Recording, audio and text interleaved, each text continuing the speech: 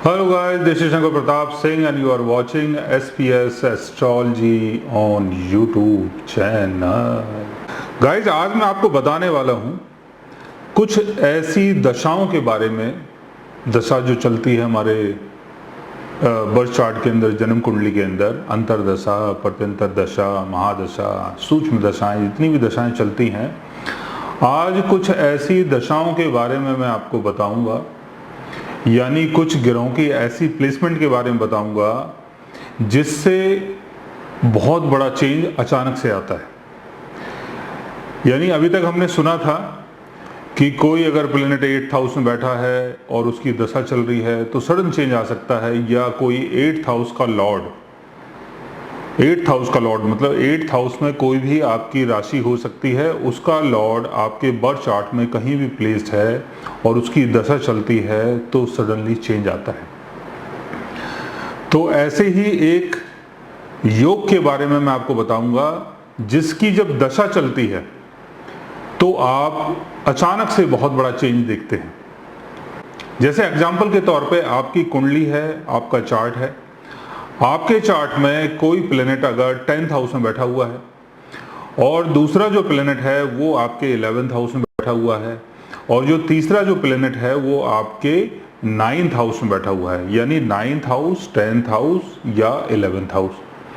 या हम इसको ऐसा मान लें 12th हाउस, फर्स्ट हाउस या सेकंड हाउस, या हम इसको ऐसा मान लें फर्स्ट हाउस, सेकंड हाउस या थर्ड हाउस, यानी तीन हाउसेस जो एक साथ जुड़े हुए हैं, उन तीनों हाउसेस में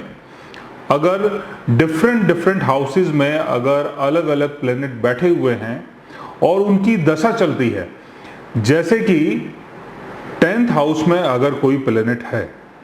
आपके 10th हाउस में मान लीजिए मून है, सन है, वीनस है, जुपिटर है, कोई भी प्लेनेट अगर आपके 10th हाउस में बैठा हुआ है और उसकी दशा चल रही है, अब उसकी दशा चल रही है, अब आप पब्लिक विजिबिलिटी में हैं, लोगों से मिल रहे हैं, बात कर रहे हैं, अपनी ड्यूटी कर रहे हैं,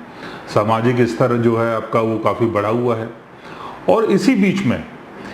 बीच में अगर कोई प्लेनेट आपके 9th हाउस में बैठा हुआ है और उसकी दशा चल जाती है, जैसे 10th हाउस में जो प्लेनेट बैठा हुआ है उसकी दशा चल रही है, और इसी तरीके से 9th हाउस में अगर कोई प्लेनेट बैठा हुआ है और उसकी भी दशा चल जाती है, तो इस पीरियड में आप अचानक से बहुत बड़ा बदलाव देखते हैं या अचानक से बहुत बड़ा चेंज देखते हैं। क्योंकि यहाँ पर क्या हो रहा है, यहाँ पर ये हो रहा है कि पहले आप पब्लिक विजिबिलिटी में थे, पहले आप पब्लिक ड्यूटी में थे, पहले आप दुनिया को दिखाई दे रहे थे, लेकिन जैसे ही 9th हाउस के लॉर्ड की दशा चलती है तो उस टाइम हो सकता है कि आप लॉन्ग डिस्टेंस ट्रैवल के चक्कर में कहीं दूर चले जाएं, या उस टाइम हो सकता है कि आप किसी धार्मिक यात्रा में कहीं इन्वॉल्व हो जाएं, या ऐसा भी हो सकता है कि धर्म की चीजों में आप कहीं इन्वॉल्व हो जाएं और उसके चक्कर में जो आपकी पब्लिक विजिबिलिटी है 10th हाउस वो छूट जाए। और सेम इसी तरीके से 10th हाउस में अगर कोई प्लेनेट बैठा है, उसकी दशा चल रही है, और 11th हाउस में अगर कोई प्लेनेट बैठा है और उसकी दशा चल जाती है, तो 11th हाउस में जो प्लेनेट बैठा है उसकी जब दशा चल रही है तो यहां पर आप बहुत बड़ा बदलाव जो देखेंगे वो 10th हाउस की चीजों में देखेंगे। यानी पहले तो आप अपने काम में बहुत ज्यादा बिजी थे, आप पब्लिक ड्यूटी में बहुत ज्यादा बिजी थे, अब अचानक से आपने अपना जो टाइम है वो दोस्तों को देना शुरू कर दिया है।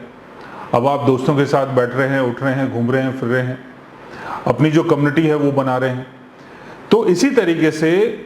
अगर कोई प्लेनेट आपके 11th हाउस में है और उसकी दशा चल रही है, और कोई प्लेनेट आपके 10th हाउस में है और 10th हाउस में जो प्लेनेट बैठा है उसकी दशा बाद में चल जाती है, तो आप 11th हाउस की चीजों में बहुत बड़ा चेंज देखेंगे, बदलाव देखेंगे, यानी 11th हाउस की चीजें छूट जाएंगी। जैसे एग्जाम्पल के तौर पे अगर कोई प्लेनेट आपके 12th हाउस में है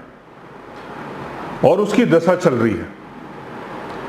12th हाउस में कोई प्लेनेट बैठा है और उसकी दशा चल रही है, और उस पीरियड में आप कहीं बाहर सेटल हैं, कहीं विदेश में सेटल हैं,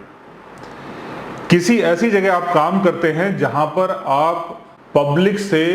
बहुत दूर चले जाते हैं, जहां पर आप पब्लिक विजिबिलिटी में नहीं आते हैं, ऐसे किसी काम में अगर आप इन्वॉल्व हैं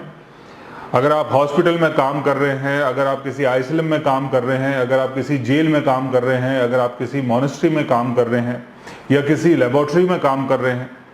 तो वो सारा काम जो है वो 12th हाउस से देखा जाता है।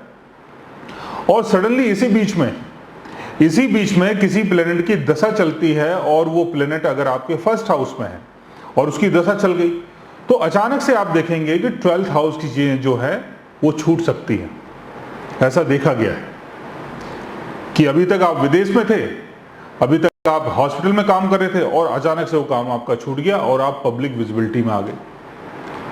आप सब कुछ छोड़ छाड़ के अपने घर में आ गए। आपका जो 12th हाउस से संबंधित जो काम था वो सारा छूट गया। अब फर्स्ट हाउस से संबंधित जो काम है वो स्टार्ट हो गया। और पहले क्या था कि फर्स्ट हाउस की चीजों का लॉस हो रहा था, यानी पब्लिक विजिबिलिटी का लॉस हो रहा था। लोग आपको देख नहीं पा रहे थे क्योंकि आप 12th हाउस में इन्वॉल्व थे। अब अचानक से जैसे ही फर्स्ट हाउस के लॉर्ड की दशा चलती है तो 12th हाउस की चीजों का लॉस हो रहा है। आप समझ सकते हैं कि अगर कोई महादशा चल रही है या कोई अंतर दशा चल रही है और फर्स्ट हाउस में जो प्लेनेट बैठा है उसकी जो दशा है वो सूक्ष्म चल रही है, यानी 1 महीने की चल रही है, 2 महीने की चल रही है, 5 महीने की चल रही है, 6 महीने की चल रही है, किसी भी प्रकार की अगर छोटी दशा चल रही है और 12th हाउस में जो प्लेनेट बैठा है उसकी जो दशा है वो बड़ी दशा चल रही है, तो जो छोटी दशा है उसका असर ज्यादा होगा। तो ऐसे में आप ये देखें कि कोई भी तीन हाउसेस जो आपस में एक साथ जुड़े हुए हैं, उनमें कोई भी प्लेनेट अगर बैठते हैं और उनकी अगर दशा चलती है, मान लीजिए फर्स्ट हाउस के लॉर्ड की दशा चल रही है और बाद में एकदम 12th हाउस के लॉर्ड की दशा चलती है, या 12th हाउस में जो प्लेनेट बैठा हुआ है उसकी दशा चल रही है और बाद में फर्स्ट हाउस के लॉर्ड की दशा चल जाती है, तो ऐसे में काफ़ी बड़ा चेंज आप देख सकते हैं। अचानक से कोई बहुत बड़ा बदलाव आ सकता है। सो गाइज, आज मैंने आपको बताया दशाओं के बारे में। जब कोई प्लेनेट एक साथ